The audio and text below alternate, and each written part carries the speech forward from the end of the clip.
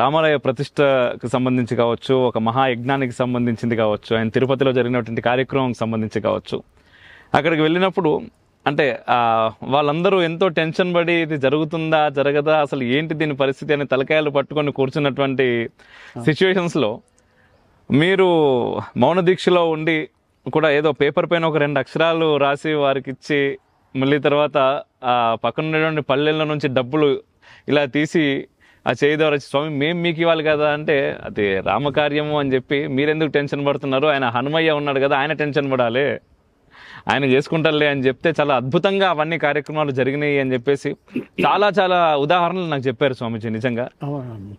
నిజంగా అవన్నీ మీరు ఇప్పుడు చెప్తా ఉంటే నాకు నిజంగా అవన్నీ కళ్ళకు కనిపిస్తున్నాయి.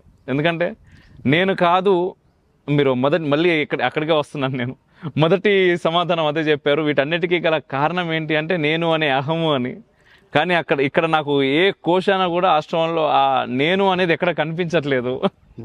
నేనేమైనప్పుడు ఇంకేముందండి, అందుకనే మనకి మేము మామూలుగా అనిష్టానం ఈ మౌనం అనేది ప్రతి సంవత్సరం ఉంటాం.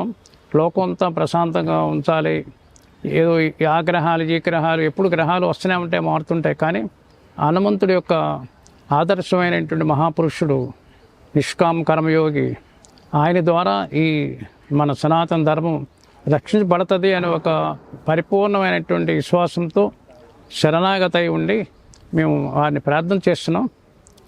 కాకపోతే దీంట్లో మీరు చెప్పినటువంటి మాటలో మాకు గుర్తొస్తుంది అన్నమాట. రాముడు ఏ యాతిని వదిలేనైనా అని అడుగుతాడు. అడిగితే నేను వదిలిసేదే ఉందంటే తీసుకెళ్ళిపోండి అంటాడు. నేనైతే వదలను, తీసుకెళ్ళిపో. మా అమ్మకి మాట ఇచ్చాను, అమ్మ మాట నేను నిలబెట్టుకోవాలి అని అంటాడు. మరి యుద్ధం చేయి, నేనేలా యుద్ధం చేస్తాను అంటాడు. నువ్వు రాజు కదా, నేను సామాన్యమైన ఒక వానరుణ్ణి ఒక పౌరుణ్ణి, రాజు మీద యుద్ధం చేయకూడదు కదా. మరి ఎట్లా అంటే నువ్వు పరమాత్మ కదా, దేహాత్మ చూస్తే ఒక రాజు ఒక జీవుడు మామూలు పౌరుడు, జీవాత్మ పరమాత్మ చూస్తే నువ్వేమో పరమాత్మ నీ జీవుడిని. జీవుడు పరమాత్మ మీద ఎలా యుద్ధం చేస్తాడు? చేయడు కదా, నువ్వే యుద్ధం చేయి అంటాడు.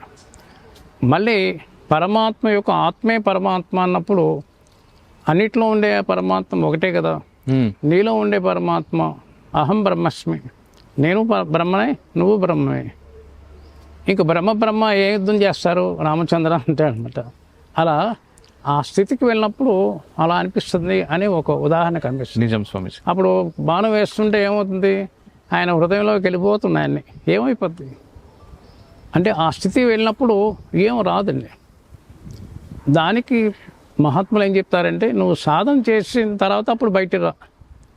ఇవాళ సమాజం అంతా సాధన లేకుండా ఏదో రకరకాల ఉపన్యాసాలు చెప్పేటువంటి రాజకీయ నాయకులు చెప్పేటువంటి ఉపన్యాసాలు మార్గంలో వెళితే ఉండంటే అది ఎప్పటికైనా పతనం అయిపోతాడు అని మా పెద్దలు చెప్పినటువంటి మాట అనమాట. విజయవాడలో ఆ పీఠాన్ని స్థాపించినటువంటి పెద్దవాళ్ళందరూ కూడా అందరూ మీకు ముందే చెప్పాను, నిష్కామకరం ఏది ఆశించకుండా అంతా దాన ధర్మం చేశారని చెప్పన్నాం కదా.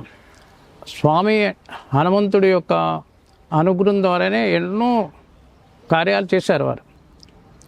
ఆయన ద్వారా మాకు ఇచ్చారు ఆ శక్తి ద్వారా మేము ముందుకు వెళ్ళిపోతున్నాం స్వామీజీ.